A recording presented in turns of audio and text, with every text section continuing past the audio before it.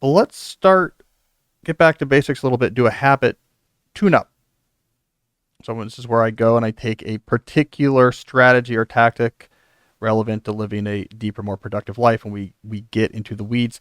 This one is based off of my recent experience of coming back from a long vacation and that dreaded first weekday back after vacation where you face everything that has piled up. You go through your inboxes, you confront your calendar again, you go to your long neglected quarterly plans, and you realize, okay, I'm completely overwhelmed. How am I ever going to get my arms around this? It's never my favorite thing, but I went through it. But as I was going through this, the Monday after I got back from my vacation, it got me thinking about a bigger effect that I wanted to discuss. So here's the phenomenon that I think is common. You have a big, let's call it task list, right? You go through your calendars, your inbox, you have all these various things you're writing out that need to get done. And you're looking at this list of all this wide variety of different types of things, and you freeze. It just seems impossible to even get started.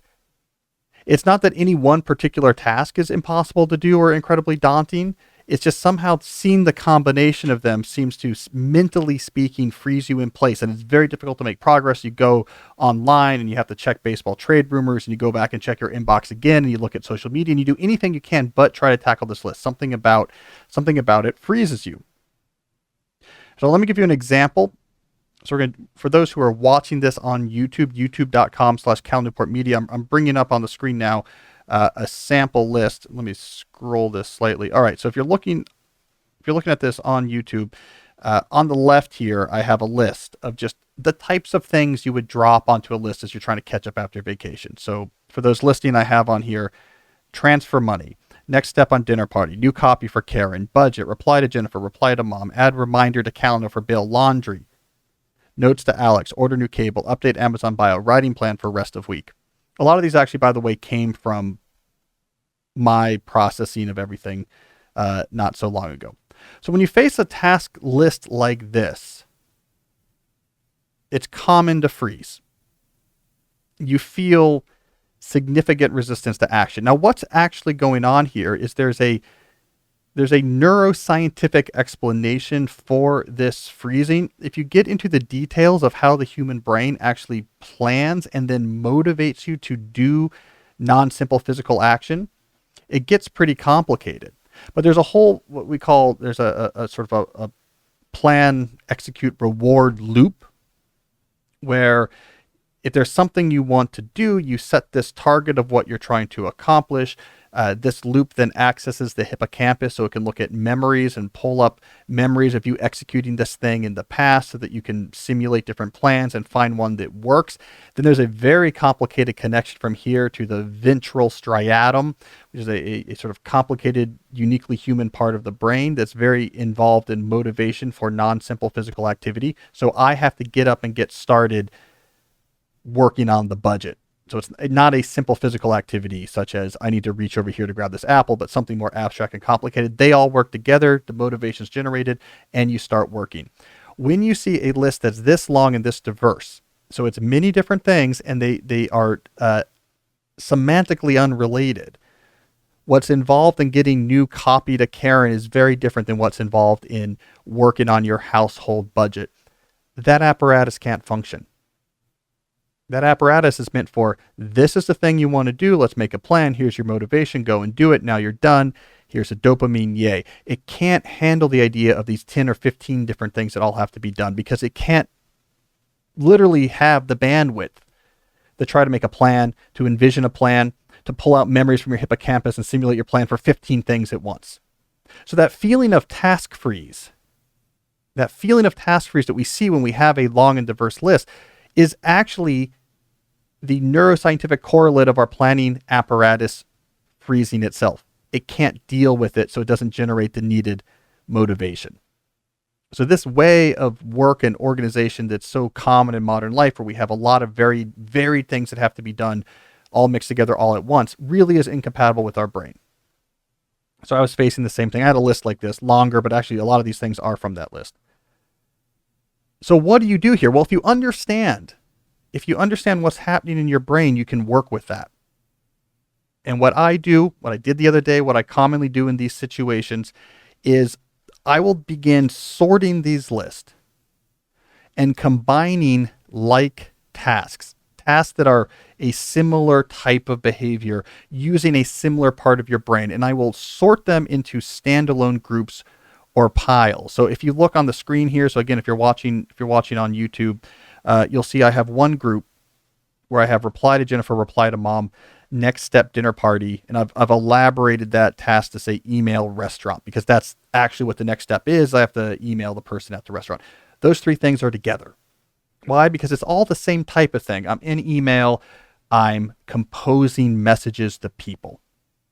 That's a group. Then I have a separate group below that where I put add calendar reminder, order new cable, update calendar, I should say update Amazon bio, and start laundry.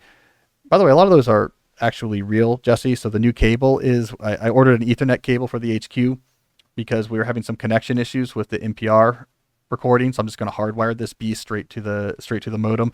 Update the bio. My agent wrote me and was like, you realize your bio on Amazon, your author bio, was written right when So Good They Can't Ignore You came out in 2012. So it's a little bit out of date. So these are actually real things. But why are those four things together in this group? Because in my mind, those are all what I would think of as small, non-demanding tasks. I have to add something on the calendar. I could jump over to Amazon and order something. I have to copy this bio from my website and log in. So it's online, minor, semi-tedious, but requires very little thinking type tasks. Next group, notes for Alex, notes for Karen. Now, I put these together because these are things that are going to require time and non-trivial thinking. These both actually came from my real list the other day. Notes for Alex. Alex is my doctoral student. It's notes I owed him on his doctoral dissertation proposal. Karen is actually the web designer and consultant that keeps calnewport.com up and running. We're doing a revamp of calnewport.com, and actually I owed her some notes on the latest design. So those are things that require thinking. I got to sit down. I got to load up a non-trivial cognitive context. I have to give it non-trivial thought. I put those together. And then finally, I have budget, transfer money, writing plan in its own group. Budget, transfer money, these are kind of similar things. You're thinking about your finances, family finances. You're in a planning type mode. I felt like that was a good mode where you would also maybe want to work on a writing plan. So I have grouped together like with like. And the final piece of the strategy is that you tackle one group at a time. When you're doing that group, that's what you're all in doing that group. And then you step back, you reset, you rest, you go get the new coffee, you go for a walk, then you come back and tackle another group. Take a break. I'm going to go chat over here, check in on whatever going on online, then tackle another group.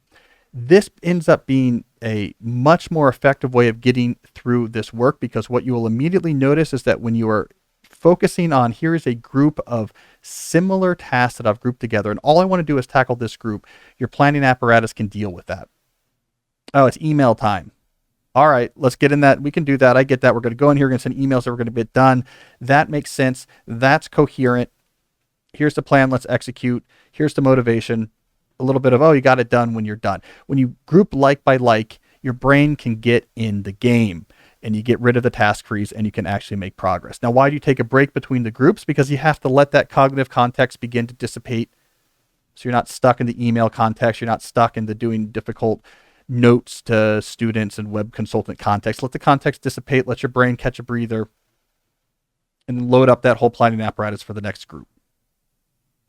So I think the name for this habit tune-up I was using in my notes is task lists are inhumane. And what I meant by that is just staring at a task list, like the one I had up on the screen on the left there, where it's 15 different unrelated things, is literally inhuman in the sense that it does not match the way the human brain works. And so we have to work with our actual cognitive apparatus, grouping like by like, tackling groups with rest in between. That's the way to tackle long, diverse task lists. At least that's the way I did it. And it got me through catching up when I got back from my trip. So is that task list in your working memory TXT. Working memory.txt. Exactly. I don't want frills. I want to just type as fast as I can into a text file. Then it's so easy in a text file to copy and paste and move things around and just put a bunch of equal signs to put little dividers between them. I love the simplicity of it. And then also when I'm tackling individual tasks and I have my working memory.txt plain text file open, I always just have a buffer section where I can copy text and write text and put notes to myself just to extend my working memory and help me tackle the task in front of me. So yeah, when I'm going through a list like this, organizing it, grouping it, and executing it, the number one tool that ties that all together is that plain text file. A plain text file on my desktop is organizing, extending my brain, organizing all this work. So all of this stuff I did in a text file on my desktop. And then when you're on vacation, you have certain things that come up. You just write it down in your Moleskine, right? And then transfer that over when you get back to a computer. Yeah, whatever capture you want to use. Yeah. Or I had a paper notebook, the bigger spiral bound notebook, but yeah, you capture wherever. And then you just, when you need to deal with it, transfer it all into the text file, go through your calendar to see what's coming up, transfer the relevant things to your text file, go through your inboxes, transfer the relevant things to your text file, just dump the whole thing. You'll have task freeze. This list is just completely freeze your mind, but don't stop there. Sort, get it into the groups, and then you can actually start executing. It's all brain hacking. It's all brain hacking. And it's almost miraculous how it works because it's a weird effect. Task freeze is a weird effect. It's why can't I do the first thing in this list? It's easy. I have to send one email. Why can't I do it? It's because your brain is looking at the whole list and says, I can't handle that. And if I can't handle it, I cannot get the proper whatever elements of the cortex, the ventral striatum, operating properly. And if that doesn't operate properly, you don't get motivation. You need the brain for motivation. It's chemicals, it's neurons. It's not some dualistic, you have your soul that is motivated independently of your hardware as a human. It all goes together. So if you're getting back from vacation, I would suggest that. I'll say, Jesse, my wife knows me well. She said, I'm clearing my schedule. I'm clearing your schedule. I'm going to take the kids. I don't want to have anything to do with you on Monday, the Monday after the vacation, because she knows how like upset and cranky I get when I have to. These lists get long for me when I'm away for 2 weeks. There's a lot of things that build up, and she's like, it always stresses you out, and it always takes you longer than you think. And so like I'm taking the kids to the pool, and I have no expectation of seeing you until the evening. And she was right. It took all day.